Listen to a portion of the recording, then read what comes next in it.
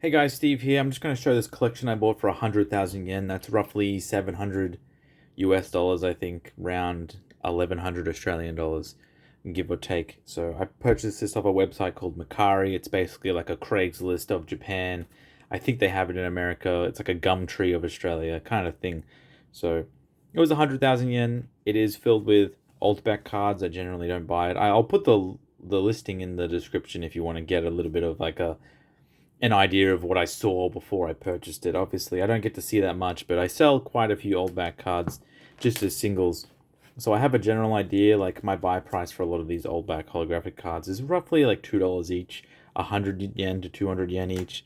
They're not the craziest sellers. They'll sell for like $8 to $15 just in like light play condition, like 3 to 5 in damage. So this generally felt like a pretty safe collection to purchase, where it would be like give or take at a minimum I would just like double my money. And it's also nice to get something like this where you can kind of like I don't know how to explain it, but when you purchase something like this, you're purchasing work, right? So I never want to be sitting there doing nothing with my time, doing nothing with my day. So when I buy stuff like this where you get a lot of cards, I like the idea of like buying work. So let's have a look at this. None of these cards should be in good condition theoretically. And as you can see here, this Dark Charizard. I'm not going to go through that many cards, but the Charizards are right here, so we might as well go. This is a pretty cool binder. It's like an Ultra Pro binder, but it's like side loader with plastic sleeves. So we've got this Blaine Charizard. Yeah, I mean, they're all damaged. I really didn't expect much from this. There's none of these cards I expected to be graded. It is an old school collection. It is meant to be loved. It's meant to be played with. There's a big crease at the bottom there, so it's nothing. This is all just for single card selling, and I'm going to give you just a few reasons. So, obviously, starting off these big three, right? These are probably the best three cards in the whole thing. These cover probably, I don't really know too much about the Charizards, the old ones, like selling played ones, but maybe around $300 to $400 Australian. So that basically takes off like 1/3 of the purchase price just in those three. So it drastically lowers the per card average when you're buying them. And obviously, you still got some really good ones. You got like the Venusaurs, the Blastoise, and as we go on, we'll have some better ones like all Gyarados cards. They're pretty good. Arcanine's good. So we got some great Pikachu promos. Dark Raichu Secret Rare. I think I gotta pull it out like this. So yeah, overall, this is the kind of purchase. People ask me like, oh, I have treasure troves and things that I pick through, and I just have like an endless supply. No, I don't. I literally just search for the items to buy all day. It is my job. So like you might go to work for 8 hours a day, but I am searching for items 8 hours a day. It is the absolutely most important thing in my line of work. This is my job to search for items to buy.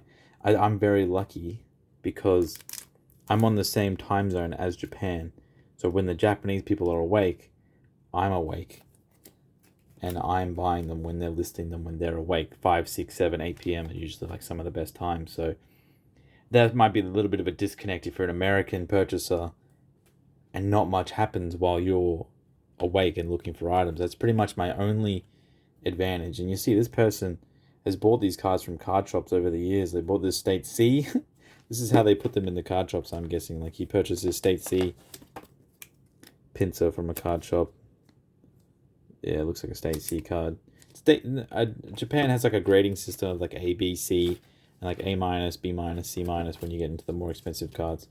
And A is obviously the best. I think S rank is the best. So like S, A, B, C. I think it's like a grading system, pretty universal to be honest. But this card's State A. These might be reused sleeves as well. So this card has an A on it. It doesn't really look like a State A card to be honest. It's quite damaged. So very bad, very very bad card shop. But overall, I thought this purchase was pretty safe. I got a bunch of these character rares. They're pretty good, $3 to $10 a piece. I don't really need them because I just have like hundreds of all of these. But like honestly, I think this seller of this binder probably just got a bunch of like light played cards and put it all together in a binder and then sells them. But this is my thing. I mean, I'll just buy this. I'll piece it all apart.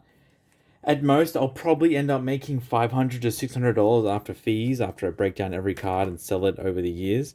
But that's fine. This is another really good page. I got all the banned cards. They sell quite well, like the Misty and the Kogas and the Sabrinas. And if you're not used to Japanese cards, these are banned for several reasons. I'll just show them off. But this is Misty's Tears. It was changed in English, obviously, because she's naked.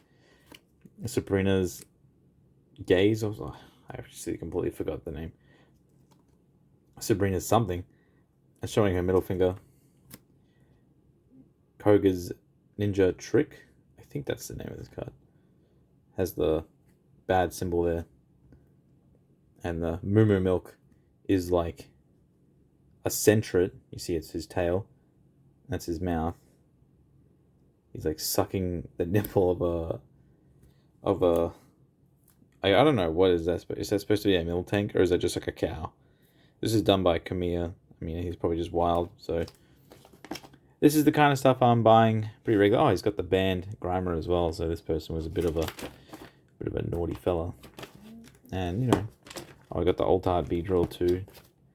Yeah, it's not too bad. I mean, you could probably comment and be like, I'd never pay something for that. But this is just kind of what I've done during my whole life. I don't usually go for like Hail Mary purchases non-stop because it's not consistent. I need to have stuff to do, and at the same time, you can't just buy the absolute best deal because you might go weeks and weeks without finding it. So, if these came and they were all really damaged, it's actually very likely that I lose money.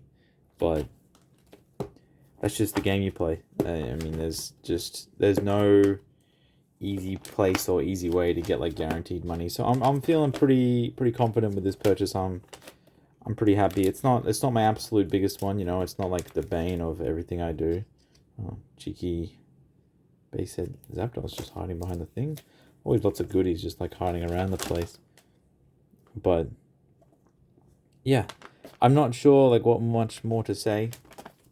But this is just something I do. I mean, my singles eBay is Kimi Cards. It's pretty much predominantly run by my girlfriend, my partner, and she just does all the singles. And then there's a card store I work with where I put some singles there too.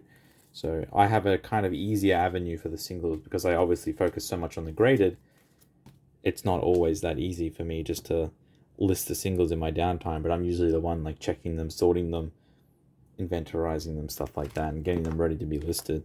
So we work together really well like that. So let me know what you think. If you think I paid way too much in the comments, just tell me. That's just how it is. This is all this is a conversation. It's a thing. And if you have a listing in Japan or a listing on eBay, these things are everywhere. This is a very common collection lot listing. If you have something like this on eBay and you want to send it to me and get my thoughts, I won't buy it. I won't buy it from underneath you. I'm not like that. I don't need to do that. So if there's, some sort of advice you want, some sort of thing that you need help with, and you're like, oh, I'm not sure if I should buy this collection, should I do it, Steve? Just send it to me. I'll give you my thoughts. Don't ask. I really don't like people asking me, do I think this card's going to go up in price? It's probably my most asked question, or what cards am I buying that I think are going to up in price, or what should I buy to make money? Those questions are really annoying. I mean, look, just follow. I already show everything I purchase, and I'm generally trying to purchase things that are good.